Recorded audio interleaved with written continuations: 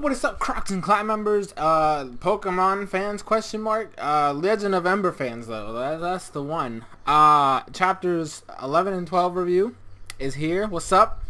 So, this is, like, the beginning of, like, well, I guess the continuation of the Pewter City, like, attack charge thing, you know, that they're invading Pewter City, you know?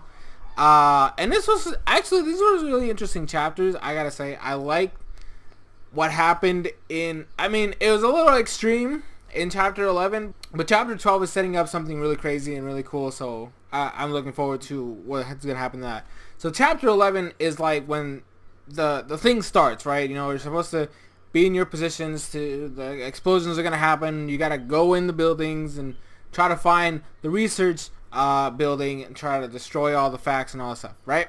That's the current plan, right? So Red is like supposed to meet up, or he's supposed to go in with the civilians as everybody else is, and then they're supposed to meet up in certain places and then all go to the research building to try to destroy all the evidence. Now Poison Vine, which is the blonde dude, which is the one I said should die, right?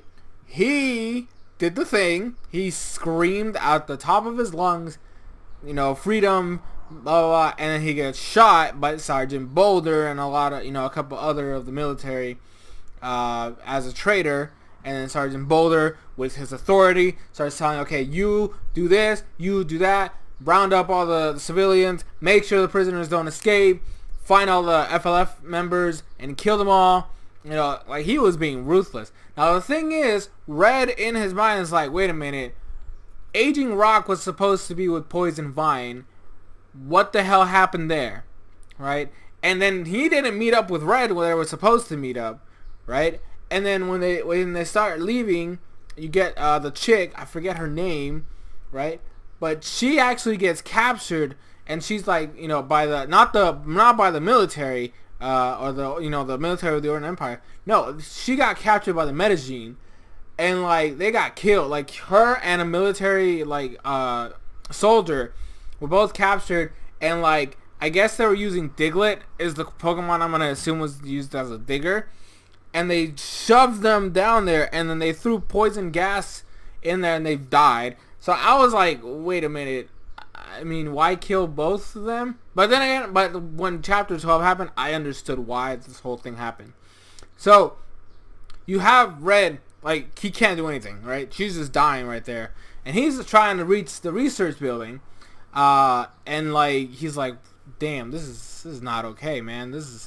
I can't do anything. He literally couldn't do anything. Because if he tried to save her, he would risk the mission, right? Which is just not a thing that he should do. And so he had to let her die. And then he gets to the building, and who was there waiting? Aging Rock. He's already doing his thing, right? He's looking at the papers, he's doing all this stuff. I'm like, okay, so this man basically just said fuck everybody else, I'm gonna do my job. And you know, I mean, sure, he's the oldest, he's wise, he I guess he's all about survival at this point, which is fine. But like, damn, dude, like, I mean, I know that you didn't know any of these people, but like, fuck. And like, he's even shocked that Red is alive. He's like, oh, I see you made it. I can now understand why Sergeant Boulder has such high praises for you. And then he starts, you know, and then chapter 12 starts with him like looking through the papers, and he's like, okay, Red is actually pissed because he realizes, hey, this dude literally just ditched everybody and said, fuck all you can all die. I'm gonna do my thing. And like, so he's pissed. Like, Red is ready to go. He's about to murder this man. And then Agent Rock is starting to explain everything and blah blah blah blah blah. And he's like, we gotta get this done. He gets some papers, hands them to Red, and he's like, this is the thing you gotta destroy. And he's looking through the papers, and he's like, how are you sure this is supposed to be the thing you're looking for? He's like, look through the next pages. It's supposed to be, you know, this and this. And he's looking at it, and it's research for previous years. And he's like, first test, this happened. Second test, this happened. Third test, this happened. Like, these consecutive years of them testing and failing at producing the explosives. And like the last one, he's like, our attempts to mass produce this was a failure, and da da da da. And then Brock shows up, and I'm like, oh shit, it's about to go down. And then apparently, Agent Rock was in cahoots with Brock, and like, he's like, oh, I thought you'd be alone. And he's like, oh, this guy kind of made it. I expected all of them to die. So he's basically working with Brock to make sure that he stays alive. You know, this is all about survival of the fittest, you know, blah, blah, blah. You gotta do what you gotta do to make sure you stay alive. Which, you know, whatever at this point, like, that's pretty much everybody's main goal. And, like, then it's, like, the fight with Brock starts. Like, because Agent Rock leaves, right, because he did his thing. And then it's going to be Brock versus Red. And, like, they start fighting, kind of. Brock is throwing the explosives around.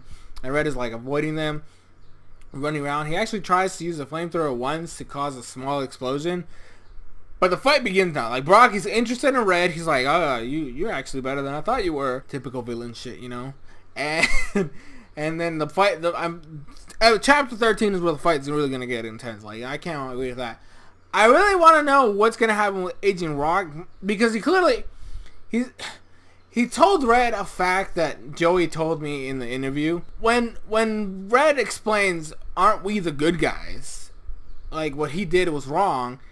He was like, are you really, like, do you really think that everybody's just a good apple? You sure we're all about the good stuff?